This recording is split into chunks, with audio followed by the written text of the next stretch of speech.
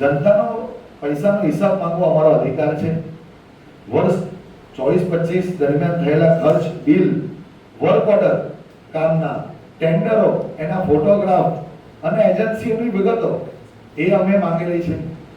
ભરૂચ નગરપાલિકાની સામાન્ય સભામાં વર્ષ 2025-26ના વાર્ષિક હિસાબો અંગે ચર્ચા દબાવી દેવામાં આવી હોવાનો કોંગ્રેસના ચૂંટાયેલા સભ્યોએ આક્ષેપ કર્યો છે। કોંગ્રેસ દ્વારા યોજાયેલી પત્રકાર પરિષદમાં જણાવાયું કે તારીખ 17 જુલાઈ 2024ની સામાન્ય સભામાં હિસાબો અંગે વિગતવાર ચર્ચા અને પુરાવા રજૂ કરવાની માંગ કરવામાં આવી હતી, પરંતુ સત્તાધારી પક્ષે હોબાળો મચાવી કોઈ ચર્ચા કે મતદાન વગર જ સભા પૂર્ણ કરી હતી। કોંગ્રેસે વધુમાં આક્ષેપ કર્યો કે હિસાબોની માહિતી મેળવવા માટે નગરપાલિકા દ્વારા અંદાજે ₹70,000 ફી માંગવામાં આવી હતી, જ્યારે ગુજરાત નગરપાલિકા અધિનિયમ 1963 મુજબ ચૂંટાયેલા સભ્યોને આવી માહિતી નિઃશુલ્ક મેળવવાનો અધિકાર છે। કોંગ્રેસે વર્ષ 2025-26ના હિસાબો માટે ફરીથી ખાસ સામાન્ય સભા બોલાવી ચર્ચા અને મતદાન બાદ મંજૂરી આપવા, માંગેલી માહિતી વિનામૂલ્યે આપવા તેમજ સમગ્ર મામલે રાજ્ય સરકાર દ્વારા તપાસ કરાવવાની માંગ કરી છે। કોંગ્રેસે ચેતવણી પણ આપી છે કે આગામી 7 દિવસમાં માંગણીઓ સ્વીકારવામાં નહીં આવે તો ઉગ્ર આંદોલન અને કાયદાકીય કાર્યવાહી હાથ ધરવામાં આવશે। કોઈ પણ જાતના હિસાબો રજૂ કર્યા સિવાય કે સંસાધનિક પુરાવા મૂક્યા સિવાય, ટેબલ કર્યા સિવાય, કોઈ પણ માહિતી આપ્યા સિવાય જે રીતે હોબાળો કર્યો અને રાષ્ટ્રગાનનું પ્રોટોકોલ જાળવ્યા વિના જે એમણે ભંગ કર્યો છે પ્રોટોકોલનો અને સભાને આટોપી લીધી, એ નગરપાલિકાના અધિનિયમનો ભંગ છે।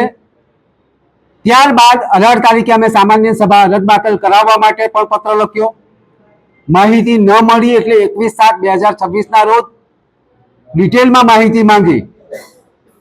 27/7/2026ના રોજ રિજનલ કમિશનરને પણ રજૂઆત કરી। ગઈકાલ સુધી મિનિટ્સની માંગણી અમે કરતા હતા, મિનિટ્સ તો નથી આપી, પણ કાલે મને એક પત્ર એમના દ્વારા આપવામાં આવ્યો કે તમે જે માહિતી માંગેલી છે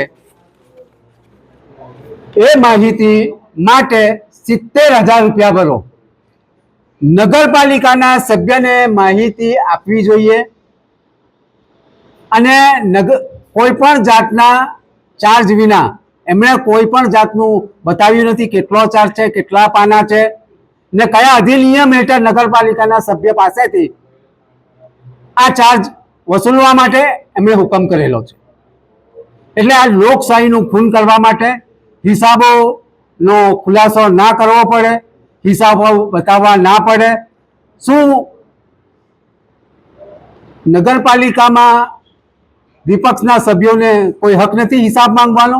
આ જનતાના પૈસા છે અને જનતાના પૈસાના હિસાબ માંગવા માટે આ વિપક્ષ હર ઘડી તૈયાર છે અને અમે આગળ પણ આંદોલન કરીશું, જનતા પાસે જઈશું, જનતા પાસે 70,000 ઉઘરાવીને આ જે ગેરકાયદેસર રીતે એમણે 70,000 માંગ્યા છે એ ભરવાની કોશિશ કરીશું અને અમે કાયદાકીય લડત લડવા પણ અમે તૈયાર છીએ। અમારે ડોક્યુમેન્ટ્સ આવે એટલે અમે આની આગળ કાર્યવાહી કરીશું। સમગ્ર મામલે ભરૂચ નગરપાલિકાના ચીફ ઓફિસર હરેશ અગ્રવાલે સ્પષ્ટતા કરતા જણાવ્યું હતું કે વોર્ડ નંબર 1ના સભ્ય દ્વારા વર્ષ દરમિયાન થયેલા કામોની વિગતો, ટેન્ડરના નકલ સહિત 40,000થી વધુ પાનાની માહિતી માંગવામાં આવી હતી। આટલા મોટા પ્રમાણમાં ઝેરોક્સ કરાવવા માટેનો ખર્ચ વસૂલવાનો પત્ર પાલિકાના નિયમો મુજબ જ આપવામાં આવ્યો હતો।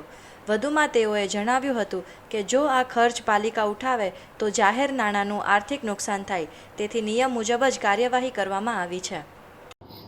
આમાં વોર્ડ નંબર 1ના અમારા સભ્ય શ્રી દ્વારા ગયા વર્ષની અંદર આખા વર્ષ દરમિયાન નગરપાલિકામાં જે કંઈ ખર્ચા પડ્યા છે અથવા તો જે કોઈ બિલો પડ્યા છે એ તમામ બિલોના કાગળો, એને લગતા ટેન્ડરો, જે ચેક આપેલા એ ચેકની નકલો, લગભગ જે છે ગયા વર્ષનું આખું રેકર્ડ મારે આપવું પડે એટલી નકલોની એમણે માગણી કરી છે।